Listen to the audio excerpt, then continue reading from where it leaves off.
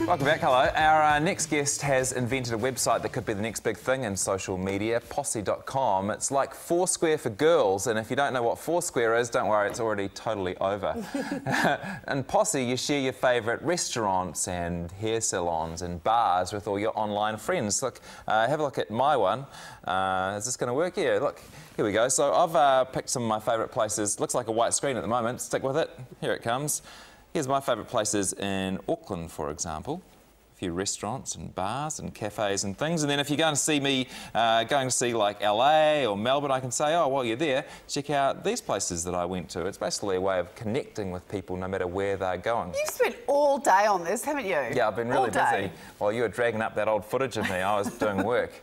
Now, Rebecca You Campbell... didn't do the clever drawings. What's that? Well, nowhere near that. No, the drawings are actually part of it. We'll get Rebecca to explain it all. She came up with Posse. She was born in Whangarei. She now lives in New York, and she's taken the idea to the world. And the site in general was designed more for women than for men. Why do women love it so much? Oh, it's not all women, but we found that women, in particularly when we interviewed them before we started designing the site, had these lists of favourite places. So had lists of places in New York, or places in Sydney, or places in Wellington. I always get asked for my list of places to go when my friends visit Wellington. And at the same time, people, when they travelled, really like to get, like women in particular, like to get recommendations from friends. So if I'm looking for a hairdresser and I'm in a new place or somewhere to go for dinner, I really want to get a friend's recommendation rather than some random person on a website who I don't know who they are or what their taste is. And it's not the new Facebook yet, but how big is it? So it's pretty big. Like we've only been live since March, and we've now signed up 35,000 merchants, and there's around about 50,000 users. Wow. So I'm quite an artist, you wouldn't have been in the country to see it, but I did a drawing some time back that people are still chatting about in certain corners of the country. Who does the wee illustrations? Is that you, or do the businesses submit something, or how's that bit happen? When you recommend a place, if you recommend a new place that nobody else has recommended yet, we will then call that place and tell them, hey, you've recommended them as one of your favourite places on this site, and we'll ask if they'd like to join. The owner's always really happy because you've said something nice about them. They send us in their photo and logo. We look on Google Street View what the shop looks like, and then we design a little shop front that looks kind of similar. And does that cost them? How's it? So how do that's you make free money? for the shop, and then we start sending them updates. Every time somebody recommends them or wants to visit them, we send them an email saying, hey, Jesse loves you.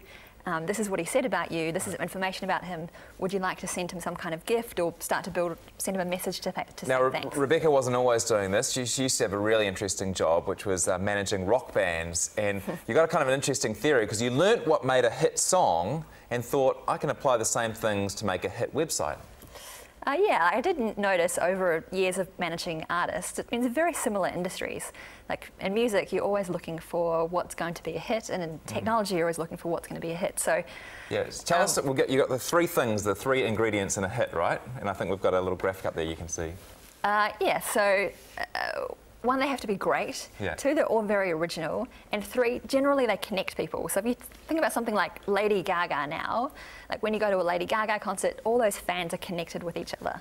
That's, and the same thing with a site like Airbnb, like that connects people in a new way.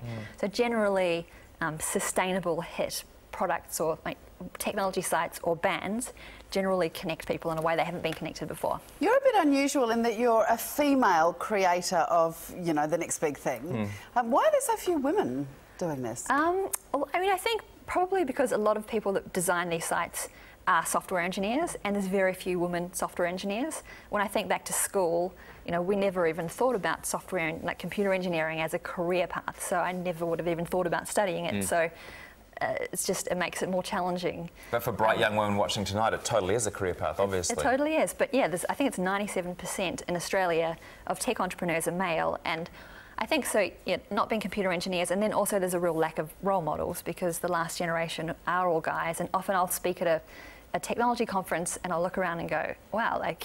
Everyone here is in a suit and they're all men. This is a really strange room. Well, you are a great role model. Yeah, for sure. Rebecca Campbell, site is posse.com, and thanks so much for joining us tonight. Thank you very much. Thank you.